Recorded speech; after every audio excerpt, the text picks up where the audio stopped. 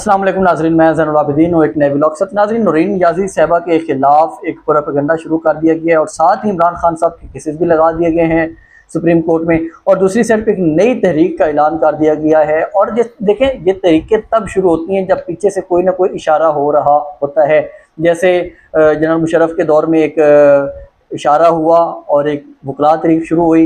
अब नई तहरीक का मकसद क्या है इस शुरू होने का, और सारी चीज़ें मैं आपके सामने रखूँगा। जो मौलाना की प्लानिंग चल रही थी वो प्लानिंग कहाँ तक पहुँची है और उसमें क्या नई अपडेट्स आई हैं हमारे पास, वो चीज़ें हम आप लोगों से शेयर करेंगे। अगर आप हमारे साथ नए हैं तो चैनल को सब्सक्राइब ज़रूर कर लें। देखिए, मैं आपको एक चीज़ बताऊँ कि जो ये तरीक़ें होती हैं ना, जब तक कोई ना कोई पीछे से चाबी ना लगाए, हमारे जो ताकतवर लोग हैं जिन्होंने इस मुल्क के ऊपर अपना कंट्रोल रखा हुआ है, तब तक कोई तरीके आगे नहीं आती हैं। मौलाना फजलुर रहमान साहब जितना इन ताकतवर लोगों के हाथ मजबूत किए हैं, इन्होंने मुशर्रफ को इन्होंने वोट किया था और बाकी जो इन्होंने काम किए हैं, इतना किसी ने डिलीवर नहीं किया। अभी भी जो 26वीं और 27वीं तरमीम हुई हैं, इन लोगों ने डिलीवर किया है। मौलाना के लोगों ने जाके वोट दिए हैं उधर अंदर जाके। और आज अगर ये लोग कहते हैं कि हम तो इनकलाबी बन गए और हम तो चाहते हैं कि जो एक गैर सियासी लोगों का सियासत में किरदार है वो ख़त्म होना चाहिए, तो ये एक मुकम्मल तौर पे ड्रामा है। इसका एक मुकम्मल व्लॉग मैंने पहले आपने एक किया है, उसमें बता दिया कि ये किस तरह इनकी प्लानिंग क्या क्या हुई थी। लेकिन अब जो नई चीज़ें ये हैं कि अब इसमें कुछ ये चीज़ें शामिल की जा रही हैं कि मौलाना अब एक नया एक इकट्ठ करने जा रहा है वकला का, और उसमें सारी प्लानिंग यही होगी और सारी बातें यही होंगी कि देखिए मौलाना तो इनकलाबी बन चुका है। मौलाना साहब कोई इनकलाबी नहीं है, मौलाना सिर्फ मफादी हैं। जैसे ही उनको मफाद मिलेगा, उनको पैसा मिलेगा, इनका मौलाना साहब का सिर्फ यही काम है, मैंने नोट लिखा मेरा मूड बने। उन्होंने नोट पकड़ने हैं, उसके बाद उनका मूड चेंज हो जाना है और इनकलाब चला जाएगा भाड़ में। अवाम के साथ ये जो मजाक है ये अब से नहीं चल रहा, ये 70 सालों से अवाम के साथ मजाक चल रहा है। ये जनरल अयूब के दौर से शुरू हुआ और आज तक ये वाला मजाक चला हुआ है। और अंदर हर किसी की नर्सरी के जो बच्चे हैं वो उठ के आगे आ जाते हैं। पहले जनरल गिलानी से उठ के नवाज शरीफ आ गया, फिर जो भुट्टो है वो आ गया। तो ये सारी चीज़ें एक शुरू से चलती आ रही हैं। तो ये अभी भी वही लोग इक़्तिदार पे काबिज़ हैं 50 सालों से, लेकिन उनमें मौलाना फजलुर रहमान साहब भी शामिल हैं। तो ये अब जो एक नई तहरीक का ऐलान है वो इस तरह इन्होंने किया कि वकला अब सामने आने लगे। अली अहमद कुर्द उनको बनाया गया है तहरीक का सरबराह कि आप वकला तहरीक के सरबराह बने और एक तहरीक शुरू करें। और शुरू कब करनी है जी? अदालती छुट्टियों के बाद। अब अदालती छुट्टियों के बाद क्यों उन्होंने तहरीक शुरू करनी है भाई? अब पहले शुरू कर लें तहरीक को, अदालती छुट्टियों के बाद वेट करेंगे, फिर इनको कुछ प्लाटों के लालच आएंगे, उसके बाद ये तहरीक शुरू करेंगे। और अब ये कह रहे हैं कि हम इस तहरीक में जो आम आवाम है उसको भी अंदर शामिल करने जा रहे हैं कि इस तहरीक में आम आवाम भी शामिल होगी और वो इस तहरीक को आगे लीड करेंगे और आवाम को साथ मोबिलाइज करके लेके चलेंगे। जिस तरह एक पहले सुप्रीम कोर्ट वाली तहरीक थी, तो तब भी यही वाला सिस्टम था कि आवाम को साथ लेके चलते थे। आवाम को साथ लेके नवाज शरीफ निकला, उनकी डील हुई और सारा मामला रफा दफा हो गया और सुकून से घर बैठ गया मौलाना भी और ये सारे लोग। और फिर आगे आ गया हुकूमत में नवाज शरीफ।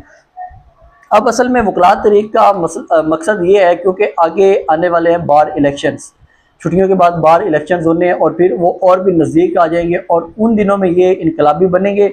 और इनकलाबी बन के इन लोगों ने काम क्या करना है कि देखें हमने तो बहुत बड़ी तहरीक चलाई है, लेकिन कामयाबी हो या ना हो तो उसमें ये कहेंगे बाद में कि हमारे तो कुछ वकला अंदर मिल गए हैं। तो इस वजह से अली अहमद कुर्द किसकी पार्टी से है? नवाज शरीफ की पार्टी से है ना। और नवाज शरीफ की पार्टी जो है इस वक्त क्या हशर कर रही है अवाम का, वो आप सबके सामने। तो अब वो एक जेली नेल्सन मंडेला बनने के लिए तैयार है, क्योंकि इससे पहले नवाज शरीफ भी जेली नेल्सन मंडेला बन रहा था और उसने जो यहाँ पे हालात किए हैं वो सबके सामने है। और मज़ीद मैं आपको बताऊं कि जो एक और काम इन्होंने किया कि जो भी यहाँ पे बात करता है ना इस एस्टेब्लिशमेंट के एक पॉलिसी के हवाले से कि उनकी पॉलिसी गलत है, जो वो सियासत में अपना किरदार अदा करते हैं, तो उनके ऊपर फ़ौरन से अटैक्स शुरू हो जाते हैं।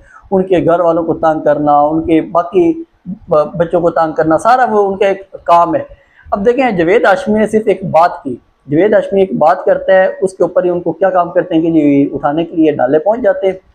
और जवेद हाशमी कहते हैं कि अगर आप लोगों ने मुझे पकड़ना है तो आएंगे मुझे पकड़ लें। और जवेद हाशमी वो इंसान है जिसने नवाज शरीफ के साथ कुर्बानियाँ दी हुई हैं, और ये इतने एहसान फरामोश लोग हैं कि इन्होंने अभी उन्हीं की हुकूमत है और उठाने के लिए पहुँच गए जवेद हाशमी जैसे 79 साला बुजुर्ग सियासतदान को, और ये कहते हैं हम बहुत बड़े नेल्सन मंडेला हैं, हम कैदोबंद की सोबतें बर्दाश्त करते रहे। इनको नेल्सन मंडेला की तरीके का पता ही नहीं है कि वो आदमी था क्या, उसने कुर्बानियाँ क्यों दी थी। और वो फिर जो जवेद हाशमी का मसला है, वो तो मौलाना की बात के बाद उसने एक बात की तो उसके ऊपर ये पहुंच गए गिरफ्तारी करने के लिए। इससे पहले जो मौलाना ने एक बात की, मौलाना के वर्कर जिन्होंने कसूर में इतना बड़ा जलसा कर लिया, उनके ऊपर तो कोई गिरफ्तारियाँ नहीं हो रही, उनके ऊपर ना कोई क्रैकडाउन हो रहा है, उनके ऊपर ना वहाँ पे कोई केसेस बन रहे हैं, ना कोई और उनके ऊपर कोई चीज़ किस्म की कार्रवाई चल रही है। ये सिर्फ और सिर्फ अगर कार्रवाई चल रही है तो ये इनके ऊपर जो इनके खिलाफ बात कर दे उनके ऊपर कार्रवाई शुरू कर लेते हैं। तो इस किस्म की जो अवाम है, अवाम इनकी अभी वाली सारी हरकतें जानती है। अवाम बार बार एक चीज़ कहती है कि ये लोग जो भी करते रहे, हम अब इनके उन जो एक जेली तौर पे ये बन जाते हैं नेल्सन मंडेला, तो हम इनकी उन बातों में नहीं आएंगे। मौलाना फजल रहमान साहब का यही मसला है। उसके बाद मैं आपको बताऊं कि जो मज़ीद ये एक और अवाम के साथ ड्रामेबाजी चल रही है, वो ये है कि इन्होंने पेट्रोल को अब जो महंगा करना शुरू कर दिया है वो अब डेली बेसिस पे कर दिया है। और हमारे जो पाकिस्तान की अवाम है ना, असल में हुकूमत ना अवाम का फ़ायदा सोचती है कि ये जो अवाम है इसको ना फ़ायदा होना चाहिए हमेशा। हमारी जो अवाम है ये पहले शुरू में होती थी 30 दिन के बाद इकट्ठी कि आज तेल बढ़ना है तो हम पेट्रोल पंप पे इकट्ठे हो जाएं और अपना तेल इकट्ठा भरवा लें। फिर इमरान खान का दौर आया, उसमें यह काम हो गया 15 दिन के ऊपर के जी, 15 दिन के बाद ये पॉलिसी होगी तो 15 दिन के ऊपर तेल की कीमतों में रद्द-बदल होना शुरू हो गया। फिर अब इन्होंने देखा जब जंग शुरू हुई ईरान और अमेरिका की, इन्होंने कहा देखें अब तो हमें एक हफ्ते पे काम आ गया और हफ्तावार ये तेल तब्दील करना पड़ता है और आवाम बेचारी हर हफ्ते तंग होती है, तो बेहतर है आवाम के लिए एक रास्ता निकाल लीजिए।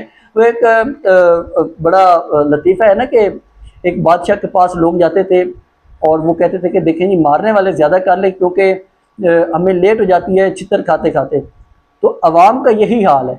अवाम ने अब क्या काम किया है, उन्होंने हुकूमत ने देखा कि आप क्यों ना इनके चितर बढ़ा दिए जाए, उन्होंने चितर बढ़ाने के लिए एक काम ये कर दिया कि डेली बेसिस पे ना उन लोगों ने पेट्रोल की कीमतें बढ़ानी शुरू कर दी हैं। अब जब डेली बेसिस पे पेट्रोल की कीमतें बढ़ेंगी तो चितर की ज़रूरत ही नहीं पड़नी कि बार बार लोग ज़्यादा चितर मारें या ज़्यादा इन्हें वेट करना पड़े। अब रोज़ाना ये आएंगे, इन्हें पता होगा कि हाँ भाई अब हम अपनी टैंकी फुल करवा लें, कल और रेट होना है। और ये हालत है हमारे पाकिस्तान की अवाम की, ये चुप करके बैठ जाते हैं जब भी इनके साथ एक ज़्यादती होती है और ये बोलते तक नहीं है, आवाज़ तक नहीं उठाते। और हुकूमतें क्या काम कर रही हैं, वो लगातार अपना इसमें जो भी वो अवाम के साथ ज़्यादती है वो लगातार बढ़ाती जा रही हैं।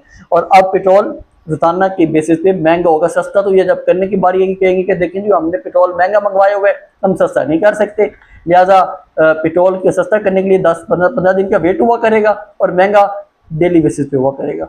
ये इनकी जो पॉलिसी है अल्लाह ही हाफिज़ है। ऐसे जो पॉलिसी साज हैं और जो इनको लेके आने वाले हैं असल में उनका भी कसूर नहीं है, क्योंकि उनकी जो क्वालिफिकेशन है पीछे वो भी इतनी होती है कि उन्हें कोई नहीं पता होता कि मईशत क्या होती है या बाकी क्या होता है। उनका सिर्फ काम होता है लड़ाइयाँ करना, जंगें करना। तो बस ये हमारा एक अनफॉर्चुनेट है। नूरीन नियाज़ी के ख़िलाफ़ जो एक पूरा प्रोपेगेंडा शुरू हो गया है वो ये है कि जो इन्होंने एक काम रखा कि पहले मौलाना फजल रहमान साहब को नूरीन नियाज़ी के पुराना इंटरव्यू उठा के आज फिर सारे चैनलों पे लगा दिया गया, देखें जी वो तो हमारे हक़ के ख़िलाफ़ ऐसी ऐसी बातें कर रही हैं और भारत का बयानी है उसे प्रमोट कर रही हैं। तो भाई अब आप लोगों को याद आया है, अवाम को इन्होंने इतना पागल बना रखा है, बुद्धू बना रखा है कि अवाम को समझ ही नहीं आती कि आप लोग कर क्या रहे हैं। तो आज नूरीन नियाज़ी का एक इंटरव्यू क्लिप उठाया और पूरे सोशल मीडिया पे इन्होंने फिर वायरल कर दिया अपने इलेक्ट्रॉनिक मीडिया पे कि नूरीन नियाज़ी तो बहुत ज़्यादा गलत बातें कर रही हैं। असल में मसला ये है कि नूरीन नियाज़ी का अब इन्होंने कहना है कि देखें जी हम तो उनकी मुलाकातें नहीं करवाएंगे क्योंकि वो उन्होंने इस तरह की बातें की हैं कि जिससे कौमी सलामती जो है वो मजरूह हुई है और शोहदा की तौहीन हुई है। तो इस वजह से हम ना अपना नूरीन नियाज़ी की मुलाकातें नहीं करवाना चाह रहे क्योंकि उनकी मेंटेलिटी सामने आ गई है और हम उनकी कोई मुलाकातें नहीं करवा रहे। अब ये इस किस्म की ये लोग प्लानिंग कर रहे हैं और इसलिए नूरीन नियाज़ी का जो पुराना क्लिप था वो उठा के आगे लगा दिया, चलें जी आप इसको भी लगा दें। और मज़ीद मैं आपको बताऊँ कि इमरान खान साहब के जो केसेस हैं उन केसेस के ऊपर सुप्रीम कोर्ट में एक दरख्वास्त की हुई थी, वो कोर्ट ऑफ कंटेम्प्ट थी कि जो तौहीन अदालत की गई है कि इमरान खान साहब की ना तो मुलाकातें करवाई गई हैं ना उनका कोई इलाज करवाया गया है। तो उसके ऊपर एक केस उज़्मा खान ने भी दायर किया हुआ था सलमान अकरम राजा की वसातत से, और जो दूसरी है मिशाल यूसुफजई, उन्होंने भी एक केस दायर किया हुआ था बैरिस्टर अली ज़फ़र की, क्योंकि अली ज़फ़र, मिशाल यूसुफजई, अली गंडापुर, ये सारे एक ही, और अली मोहम्मद खान, ये एक ही कबीले से तलक रखने वाले लोग हैं। बेशक पीटीआई में है लेकिन ये उनके एक अच्छे तरीन फौजी हैं, सियासी फौजी हैं, तो ये उनके साथ तलक रखते हैं। तो उन्होंने भी अपने केस किया हुआ था और उनकी अब समाअत लगा दी गई है जी 20 जुलाई को कि उनकी समाअत होनी है। और उसमें इमरान खान साहब के हवाले से फैसला कौन करेगा बैठ के? जस्टिस मोहम्मद अली मज़हर, जिसने मिलिट्री कोर्ट्स के बारे में फ़ैसला किया हुआ है, जो आगे सुप्रीम कोर्ट का चीफ जस्टिस बनने के लिए बेताब बैठा हुआ है। तो अब वो फैसला करेगा कि इमरान खान साहब की जो मुलाकातें हैं वो करवाई जाएँ या ना करवाई जाएँ। उन्होंने कहना है कि देखिए जी आप जाएँ इस्लामाबाद हाई कोर्ट में, वहाँ पे केसेस चल रही हैं। इस्लामाबाद हाई कोर्ट जो है वो सुप्रीम कोर्ट की एक्चुअली में मतहत है, वो उसका हुक्म तक नहीं मानती। इस्लामाबाद हाई कोर्ट जो है वो कहती जाएँ आपने जो कुछ हमारा करना है कर लें, वो कहते हैं जाएँ वफाकी अदालत में, हमारा केस वहाँ पे जाके आप लोग कर दें चैलेंज, वहाँ पे बैठे हुए जस्टिस अमीनुद्दीन खान। तो ये जो एक मुकम्मल तौर पे सिचुएशन चल रही है कि किस तरह ये ड्रामेबाजी एक लगाई गई है मुल्क के साथ और ये मज़ीद बढ़ती जा रही है। कोई इसमें कमी नहीं करने वाले ये लोग, ये अभी और ड्रामेबाजी बढ़ेगी और अवाम जब तक नहीं निकलेगी तो ये ड्रामेबाजी काम नहीं होने वाली। और इस वक्त अवाम को लीड करने के लिए कोई भी नहीं है, अवाम लीडरलेस है। और जिस दिन अवाम निकल आई तो इन हुक्मरानों को लग पता जाएगा कि हम लोग यहाँ पे किस तरह अवाम के साथ जुल्म करने के ऊपर बैठे हैं। बेशक फिर इनके जो हैंडलर हैं या जो कुछ भी है वो फिर इनको कंट्रोल नहीं कर सकेंगे जब अवाम एक दफ़ा निकल आई तो। लेकिन अभी तक अवाम अल्हम्दुलिल्लाह बिल्कुल ठंडे माहौल में है और बहुत पैसे वाली अवाम है। पाकिस्तान की अवाम तो भूखी है ही नहीं, तो इस वजह से ये सुकून करके बैठी हुई है। तो इसके साथ ही मुझे इजाज़त दें, चैनल को सब्सक्राइब जरूर किया करें। अल्लाह हाफिज़।